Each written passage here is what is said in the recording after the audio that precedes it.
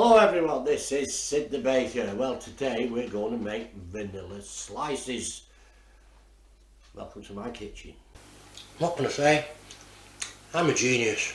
So, vanilla slices. Well, it's really quite easy for vanilla slices. First of all, you're going to need your puff pastry that you made in a previous episode. Or you could buy the puff pastry, it's not a problem. If you buy the rolled out puff pastry, then you don't have to do this next bit. You don't have to pin it out, obviously, it's the right thickness. If you buy the puff pastry that's in a block, then you're starting from where we're starting here, but this is the homemade puff pastry. So, we're going to pin it out until you get it to round about a quarter of an inch thick.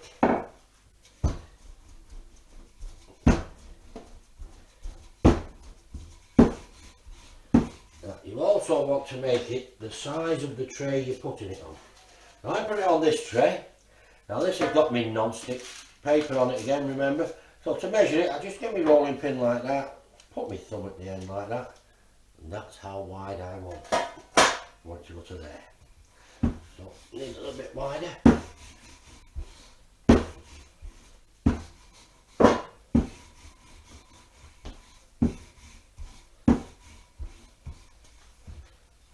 That's far enough now.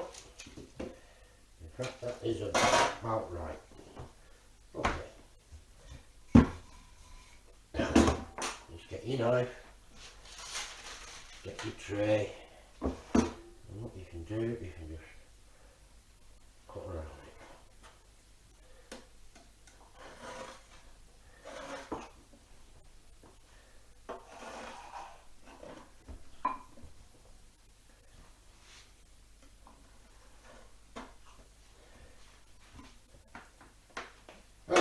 So we've got the length that we want, now we just want the width. So, usually I would say around about 4 inches wide. There's one.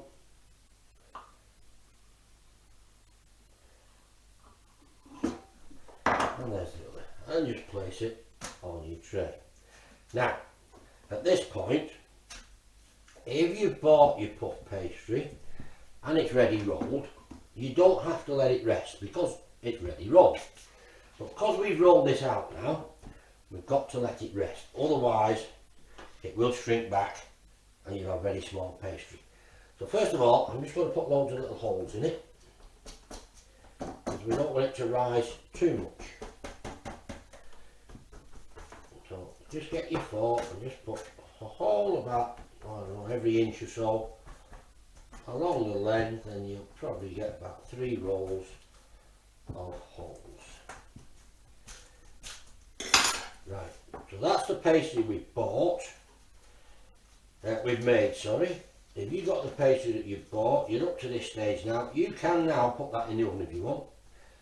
We've got to let ours rest. I must admit, ladies and gentlemen, it's been a couple of days since we cut those vanillas out, but I kept them in the freezer. And I've just got them out now. They're still frozen solid, but that's fine because with puff pastry you can bake it straight in the freezer. So I'm going to put it in the oven right now, 150 degrees on the fan oven, around about halfway up the oven.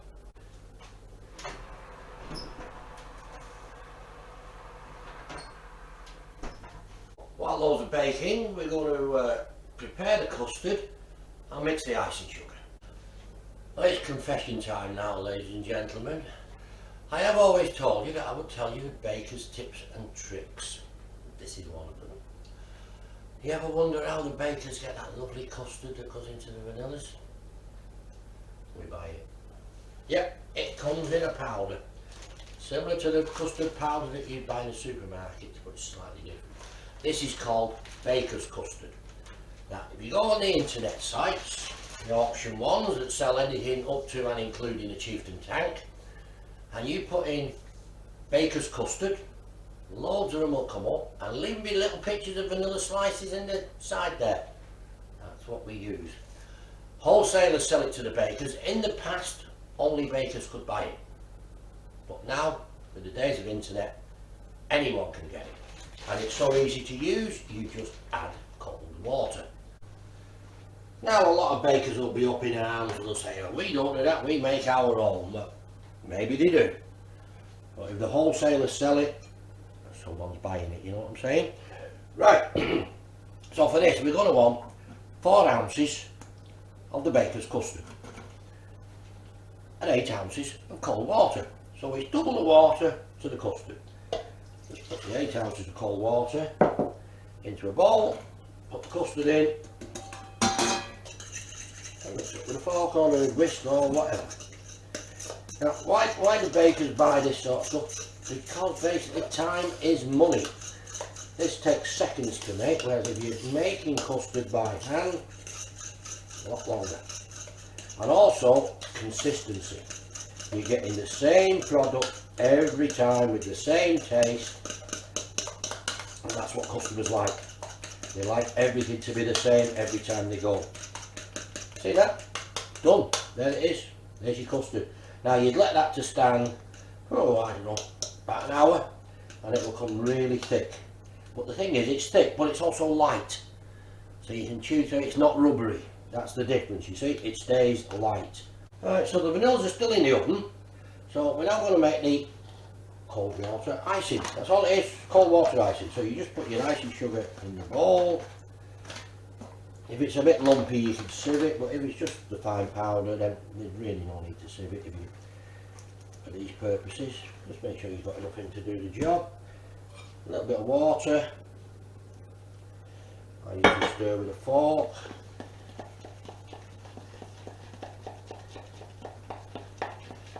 And you just mix it up until you think you've got the right consistency.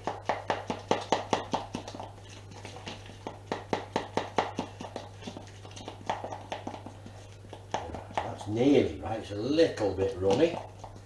See, it's just a tiny bit runny, so I'll just put a little bit more icing sugar in. You don't want it too runny on your vanillas, otherwise obviously it's going to run off before it sets. So you want it spreadable but not runny, you know what I mean? And again, only practice will get this right.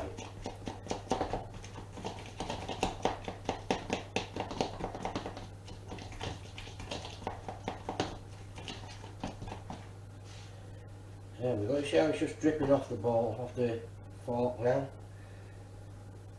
That's about right.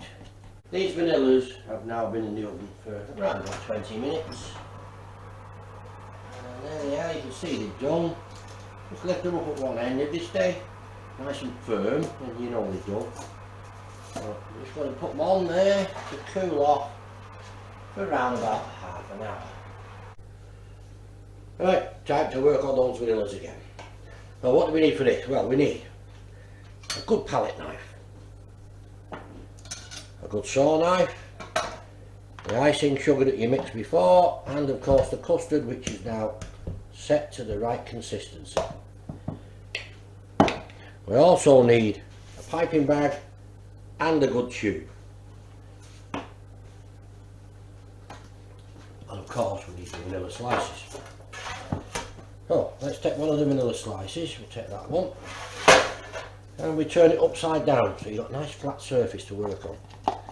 Right, now there's your icing. So we'll get the palette knife. It's always worth investing in a good palette knife. Now the thing is, when you're working with puff pastry, you've got to be very careful because it's so flaky.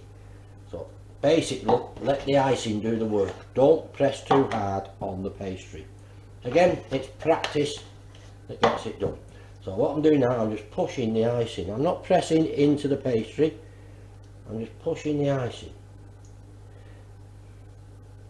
Just back and two. Back and two. See? Gradually spreading it out. It takes practice to get the icing to just the right consistency and to be able to work on the pastry without it falling apart in your hand. There we go. Now, got to leave that to set.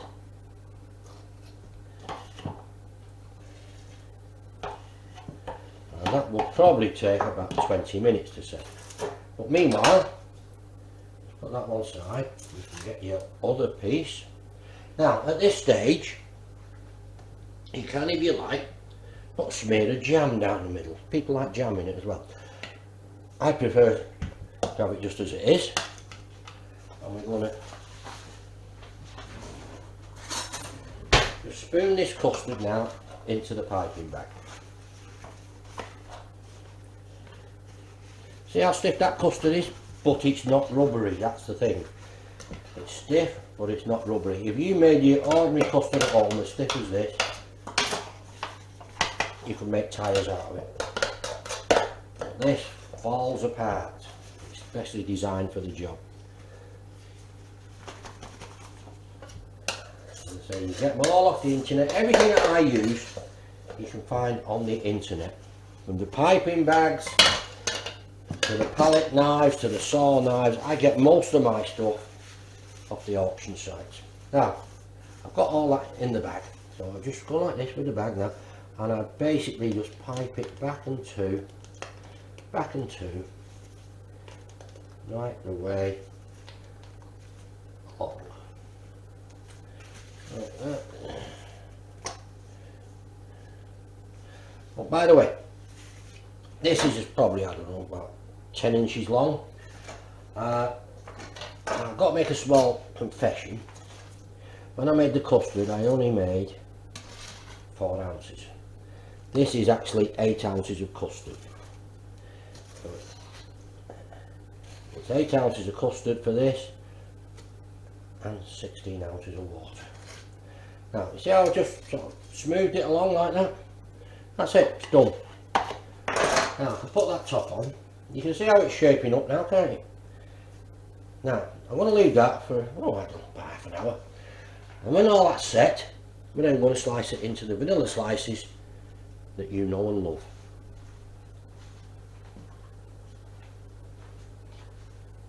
These vanillas have been standing now for around about half an hour. So, you've got to get yourself a nice clean damp cloth and your sharp knife. Now, because I'm left-handed, I'm doing it this side. If you're right-handed, you'll be doing it that side. So, left-handed, be very careful because these knives are sharp, remember. When you cut through puff pastry, let the knife do the work. Don't press down on the knife. Let the knife saw back and two and cut through the pastry. Now, as you've done each cut, you see how it's dirty on there? Wipe it with your clean cloth, your clean damp cloth. When you wipe a blade, always wipe it from the back. Don't wipe it from the front, you'll slice your hand in half. Wipe it from the back. And again, put your hand over the edge to support the vanilla and just saw back and two until your knife has gone through. There's one.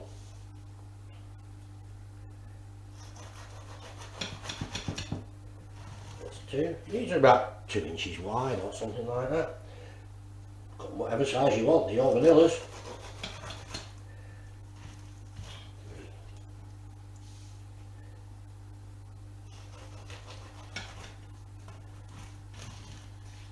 4.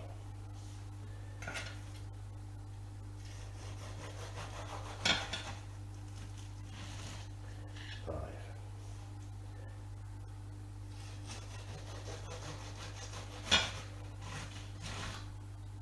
6. And place them onto a plate.